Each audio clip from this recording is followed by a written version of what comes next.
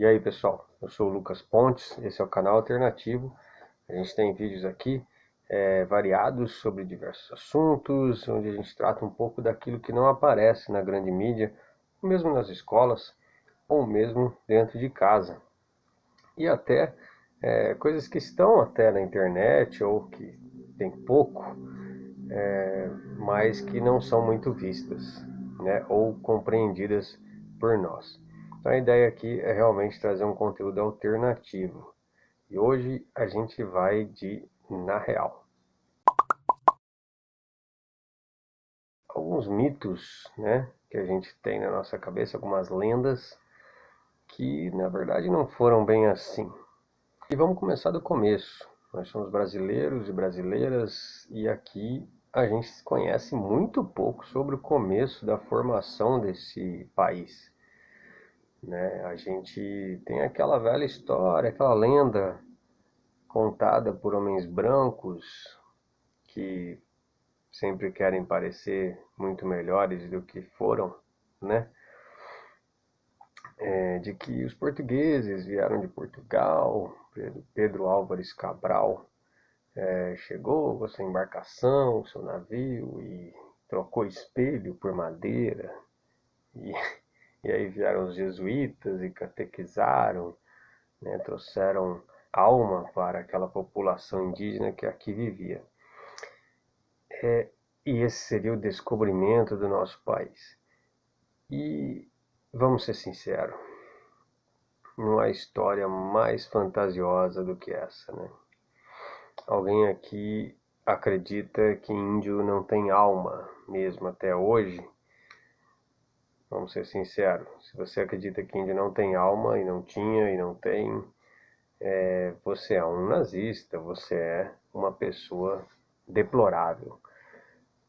Os índios que aqui, os indígenas que aqui viviam pacificamente em algumas regiões, em outras também, com seus conflitos internos entre tribos, eles viviam muito bem, obrigado.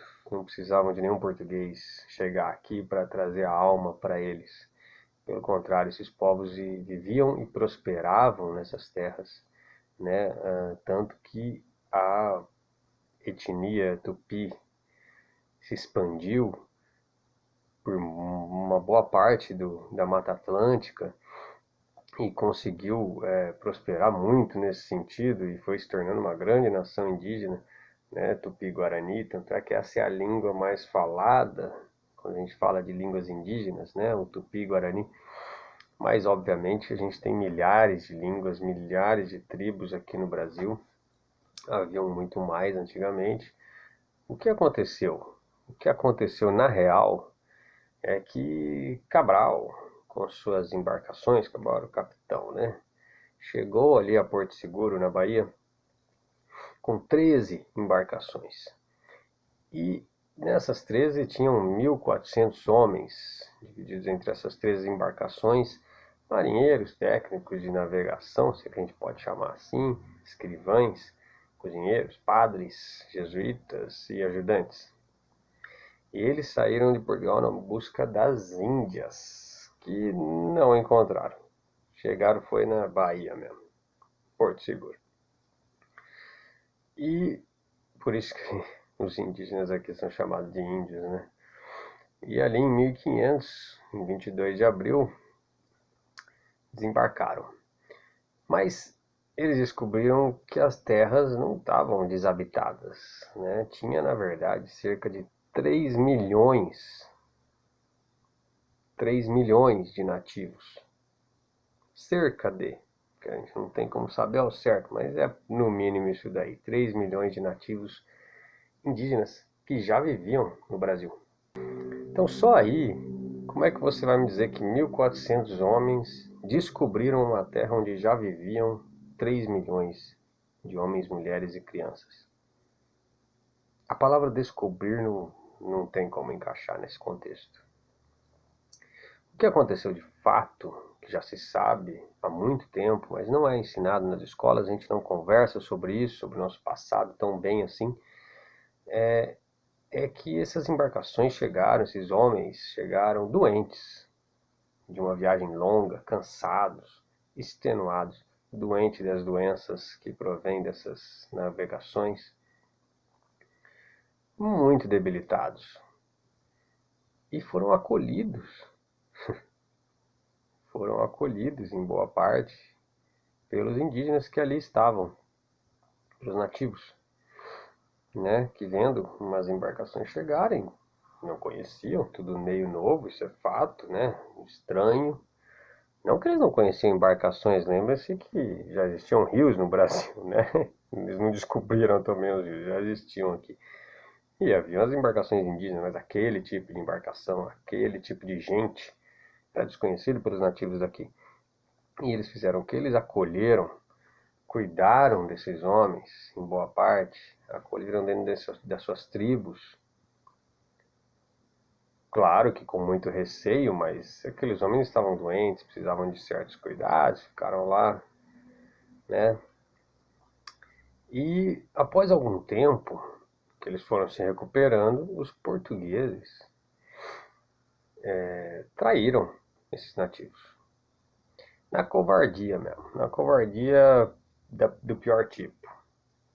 Traíram eles e na calada da noite ou das noites pegaram lá suas espingardas nos navios e foram dizimando tribo após tribo que eles foram avançando mata dentro. E foram desbravando, é uma palavra bonita, né? Mas na verdade foram dizimando, matando, estuprando, violentando, chacinando tribos e mais tribos de nativos indígenas por ali. E não contente, esses portugueses não contentes, eles fizeram o que com aqueles que sobreviveram? Escravizaram. Afinal de contas, eles não conheciam nada do Brasil. Precisavam de gente para trabalhar e para guiar eles por entre as matas. O que houve aqui nesse país foi um estupro da nossa terra. Foi um estupro da nossa gente pelos portugueses. Assim como houve pelos espanhóis no restante da América Latina. Uma colonização que não teve nada de amistosa, mas que ao contrário do que muita gente pensa, teve muita resistência dos indígenas. Não é assim também, não foi assim tão simples. Houve a trairagem, a covardia e havia a arma de fogo, que era a vantagem dos europeus. Mas os indígenas lutaram bravamente, com as suas próprias armas, com aquilo que podiam. Infelizmente estavam atrás nessa guerra tecnológica da época. Mas resistiram sim. Lembrando que os indígenas aqui no Brasil, as tribos, não havia prática, nem sequer aquela prática de guerra, de escravidão. Quando eu digo isso, eu digo sobre, por exemplo, quando há uma guerra entre duas tribos, né? A tribo vencedora acaba escravizando alguns dos seus inimigos, ou aqueles que foram vencidos. Assim como fazia, por exemplo, Roma antiga, né? Assim como fazia, por exemplo, enfim, Pérsia, Grécia e etc. Nas guerras de conquista, o lado perdedor acabava sendo escravizado. Aqui no Brasil, entre as tribos indígenas, essa não era uma prática comum. Pelo contrário, haviam outras práticas. Quando havia uma guerra entre tribos, o que acontecia era uma espécie de antropofagia. Era um canibalismo. Então, porque havia a crença de que você comendo, literalmente, a carne do seu inimigo, você adquiria a virtude dele junto. Então, a coragem, a destreza, a habilidade de guerrilhas. Então, veja que até naquilo que é de terror, que era implementado pelos indígenas, havia um reconhecimento do outro. Eu vencer você, e aí entrava o canibalismo da época, e eu, com esse ritual canibal, adquiria suas virtudes. não subjugar você, escravizar, dizer que você não tem alma, que você é um animal. Não estou romantizando aqui o canibalismo, longe de mim.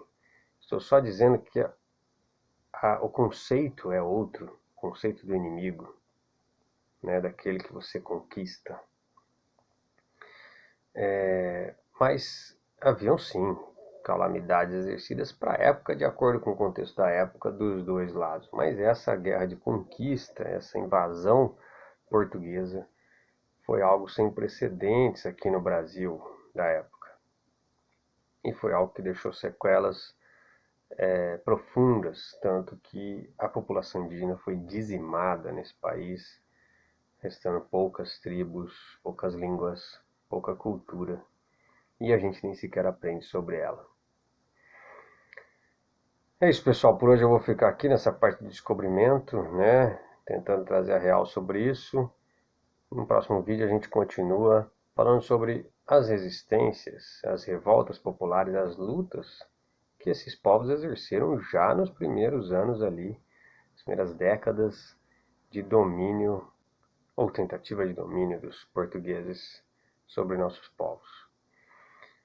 É isso aí, tamo junto.